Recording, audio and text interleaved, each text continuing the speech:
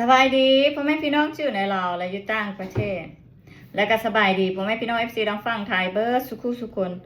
มาค่อยจะมาอัปเดตเรื่องข่าวของประธานโจให้ฟังเนาะเพราะว่าล่าสุดโจมันอัปเดตเขียนขึ้นมานะก่อนหน้านั้นที่ค่อยบอกว่าซื้อผู้หญิงที่โจเซฟไปเจออยู่ฝรั่งเศสนะเพราะโจเซฟมันขอไว้แล้วค่อยก็รับปากเราเนาะแต่ว่าตอนนี้เราเขียนแล้วค่อยก็มาเว้าพวกแก้วฟังเนาะคือหลายคนฮู้แล้วก็หลายคนทันเดาถึกว่าคนที่โจเซฟไปพบเจออยู่ฝรั่งเศสคือมวยเนาะผู้ที่ถูกคดีทางการเมืองของประเทศลาวเนาะ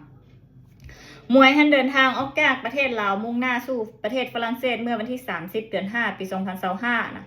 เราบอกเรื่องที่เราจะไปฝรั่งเศสให้โจเซฟฮู้นะเพียงแต่1 อาทิตย์ก่อนหน้าที่เราจะออกเดินทางจากประเทศลาวสู่ประเทศฝรั่งเศสนะ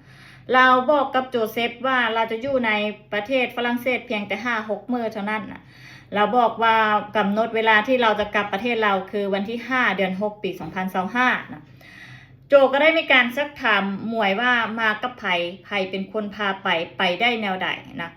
ซึ่งหมวยก็ตอบเพียงแต่ว่ามีเจ้คนปากเซพาไปหมวยกับเจ้คนปากเซก็ฮู้จักกันก้อนหน้าหมวยที่จะเข้าคุกนะเขาให้เหตุผลว่าให้พามาเป็นคนช่วยถือกระเป๋านะประธานโจก็เลยถามอีกว่าเจ้ผู้นี้แม่นไผหมวยบ่บอกนะประธานโจก็ถามอีกว่าขอเบิ่งวีซ่าแม่นวีซ่าหยังที่เฮ็ดไปฝรั่งเศสหมวยก็บ่ให้เบิ่งนะแล้วก็ขอเบิ่งปียนต์หมวยก็บ่ให้เบิ่งอีกนะซึ่งมีหลายอย่างที่มีการสงสัยโจเซฟก็เลยปฏิเสธบ่ไปพบเขาณตอนทำอิฐนะก็เลยมีการพิดเถียงกันนะต่อมาหมวยก็พยายามพยายามโทรหานะแต่ว่าโจก็บ่รับและก็บ่ตอบค่อยเห็นเพจของหมวยเด้งขึ้นมาเห็นหมวยหันเช็คอินอยู่ฝรั่งเศสเนาะค่อยก็เลยโทรไปหาโจเซฟว่าหมวยบ่ได้ไปหาเจ้าวานะเราเลยตอบว่าค่อยบ่ได้ไปนะเพราะเห็นหมวยโทรส่งก็กวมนะค่อยก็เลยว่ามันแปลกได้เนาะเพราะว่าถ้าเกิดว่าคนตั้งใจมาเที่ยวซื้อเขาบ่มาวุ่นวายกับเจ้าดอกว่าต้องให้จะฮู้จักหรือบ่ฮู้จักเขาโทรเทื่อเดียวถ้าถึกปฏิเสธเขาก็ฮู้แล้วนะก็เลยว่าจำเป็นต้องไปค่ายล่อเสือออกจากถ้ำบางทีล่อจะไปให้คนอื่นตุ๋ยเจ้าก็ได้เขาก็เลยว่าเส้นแหละนะเขาเลยเตือนเราไปตอนนั้นนะนางหมวยมีแฟนหันชื่อต่วนนะนามสมมุติอันนี้โจเซฟมันเขียนขึ้นเป็นคนสัญชาติเวียดนามนะซึ่งเขาก็ฮู้จักกันนะฮู้จักกับโจเซฟตั้งแต่ตอนสมัยที่โจเซฟไปลี้ภัยอยู่ในประเทศไทยคนที่พาต่วนไปพบกับโจเซฟนี่ก็คือหมวยคือเก้านะเหตุผลที่เขาอยากเจอโจเซฟนะเขาบอกว่า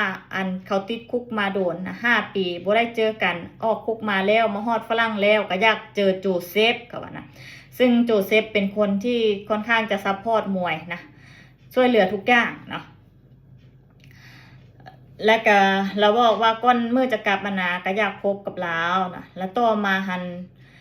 แฟนหมวยที่ชื่อต่วนเนาะก็ได้บอกกับโจเซฟว่าหมวยยังบ่ทันได้กลับเนาะ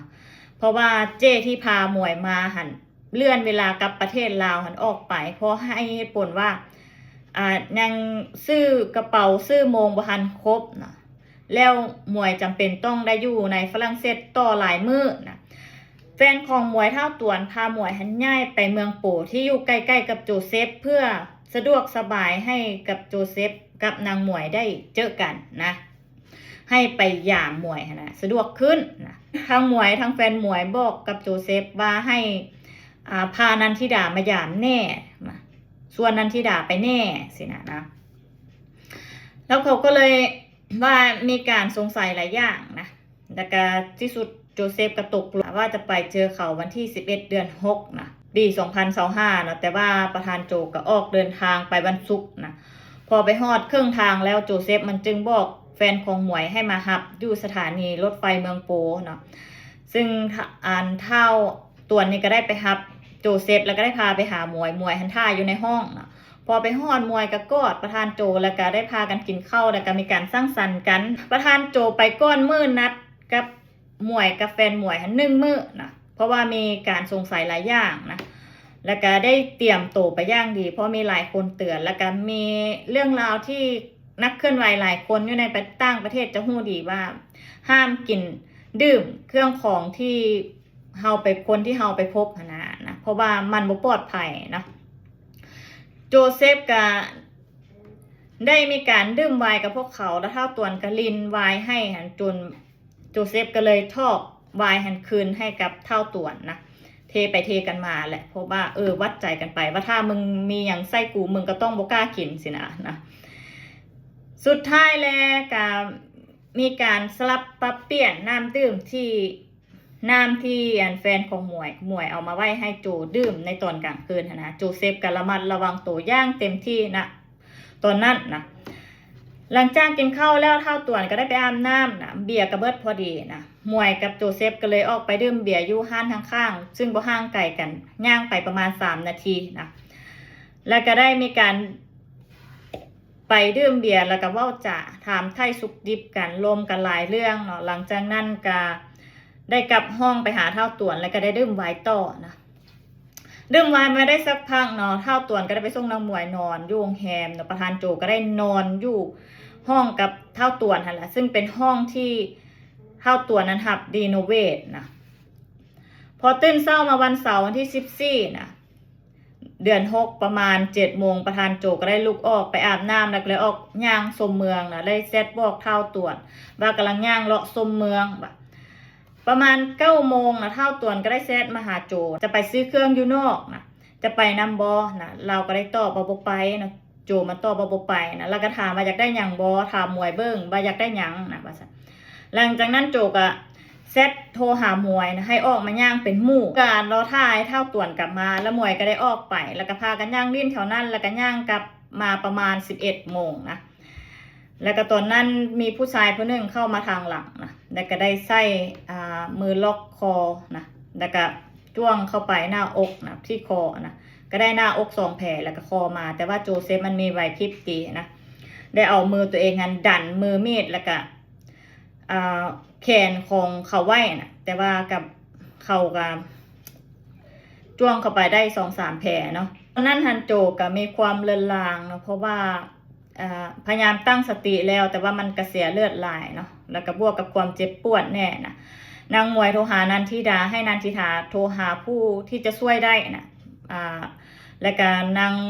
มวยก็โทรหาเท่าต่วนแต่ว่าเท่าต่วนท่านใจเย็นนะบอกว่าซื้อเครื่องก้อนเอาเครื่องไปไว้ก้อนประธานโจเบิร์สติแล้วก็ได้มีการนำตัวไปส่งโรงพยาบาลซึ่งตอนนั้น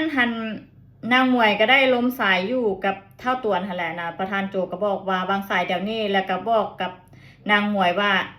เท่าต่วนหั่นแหละเป็นคนเฮ็ดหมายถึงว่าเท่าต่วนนะมีความ